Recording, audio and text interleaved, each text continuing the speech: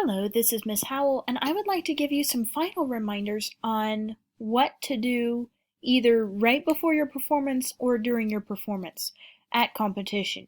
Here's what I'd like to talk about, and let's get started. When it comes to speeches, give a clean copy of your speech to the judge. Keep in mind that a clean copy of your speech means that most likely, unless the judge was your speech coach, you have a fresh audience. And a fresh audience means that they don't know your mistakes, and that can give you a little bit more confidence, and it gives you a fresh reaction to your speech, which is always interesting.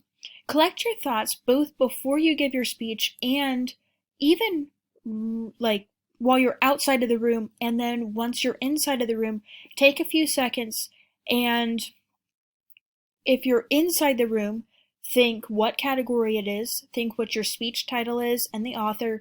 If you give an introduction, think about briefly your introduction. You don't have a whole lot of time once you're in front of your audience, but go ahead and take a moment, take a breath, think through what speech it is, and then you can start, and hopefully that will help you. If you are outside of the room getting ready to go in, then I would suggest pull out your clean copy, read it through one more time, and that will give you a little bit more, hopefully, of a jump start to be like, okay, yes, I do know what this is. Remember that you control your time. I know with my siblings and I, some of us tend to talk faster when we're under pressure. Some of us tend to slow down under pressure. And so I would suggest trying to figure out, okay, what type of a speaker am I? Do I speed up? Do I slow down? And I would also add as a secondary factor, remember or try as hard as you can not to talk over your audience. I know sometimes when your speech is like 9:58 and you have to be done by 10 minutes, because the time is important with your speech. If your audience is laughing a lot, you have to talk over your audience, but if you have the time to wait a second, let the laughter die down, or if it was a different reaction, let the reaction just kind of quiet down, and then continue your speech. And I think that will help you out quite a bit. With music, warm up at least a little bit. I would strongly suggest not playing parts of your piece in front of the judges, just because the judges might make a mental note of that to be like, oh, that might be a problem area. And I don't think you want to do that for competition. The judges, I believe, will most likely say you can warm up now once you are in your performance room.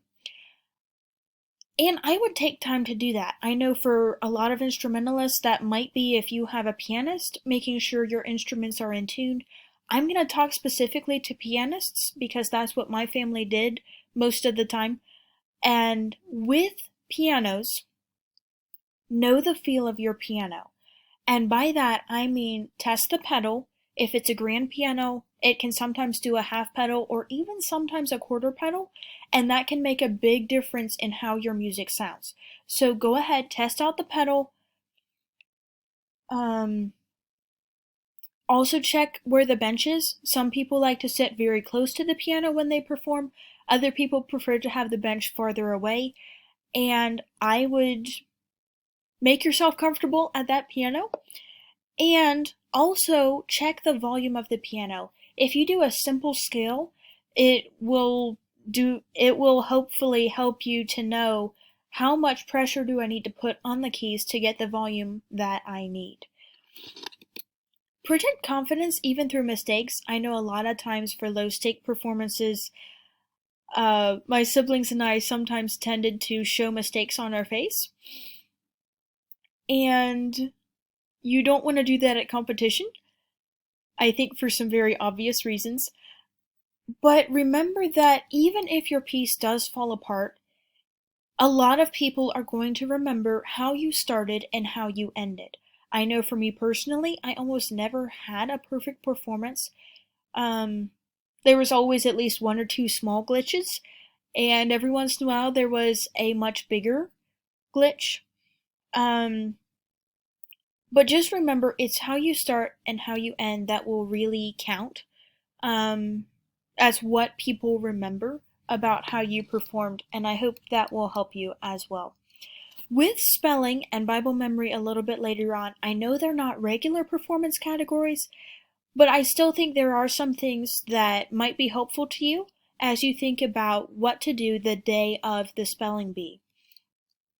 When you are given a word, say it's the word haiku, I strongly suggest do not repeat the word, because as soon as you repeat the word, your timer starts. If you are stumped and you have the word, say, haiku, and you're like, I have no idea what that word is, you can always say, may I please have the definition?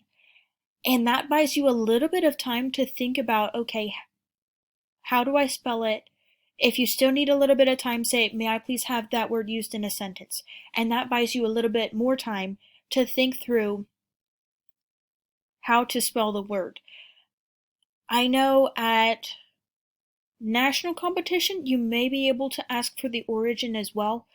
But even just having the definition and an example sentence might help you out quite a bit. With Bible memory, there are some things that are similar to the spelling bee, but Bible memory is slightly different because you're not spelling the word and you're actually saying a lot more words. You may find it helpful to collect your thoughts privately. What I mean by that is if hearing other people quote and potentially make mistakes bothers you, I would definitely find times to practice where it can be just you and your thoughts or just you and your word checker. Um, there may be other people who prefer to listen to other people perform. I know there was one year where my sister and I went to National Bible Quizzing in Greenville, and one of the questions was a quote the verse, and a girl from Pennsylvania quoted the verse, and she quoted it incorrectly. So when I went to quote the verse, I accidentally emphasized the word she missed. That way I knew what I was saying and I wasn't trying to. I'm sure that sounded rather glaring. I did not mean it that way. It was just to emphasize it for myself. And if you are one of those people, I would recommend, you know, listening to other people if they don't mind. If you get a verse the day of competition, and say it's round one, and you're given a verse and you can't remember what verse that is, you can always ask for the caption. And by that, I mean ask for the application. We always called it the caption, and that's what I'm going to refer to it as. But you can always ask, may I please have the application? And most of the applications very closely align with the verses. There are a few that are a little tricky, but if you master those, the rest of them, for the most part, very closely align with what is being said in the verse. Obviously, if it is the second round, you can ask for them to repeat the caption, but remember that you're supposed to supply the verse at that point in time, and the reference.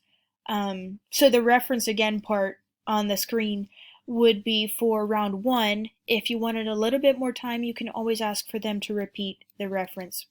So in conclusion, focus on what you are doing. I know competition is a very busy time. There's a lot going on, but I would encourage you to remember why you are there. You're there because you prepared for, whatever you prepared for, and you want to do the best that you can do, whatever that is. If you do have the judges' comments from previous years, I highly recommend the week before competition, read through those comments. I understand there may be some comments that you're like, I did that, but the judge didn't see that. And if that is the case, try to find a way to make it more obvious, and hopefully the judge will see it the next time and they'll understand what you were doing. If there are comments that you're like, wow, I didn't do that, but I really should do that because that's a good idea, then implement it, especially that last week. That gives you some very good time to put that into practice. And I hope these comments were helpful as you prepare for competition.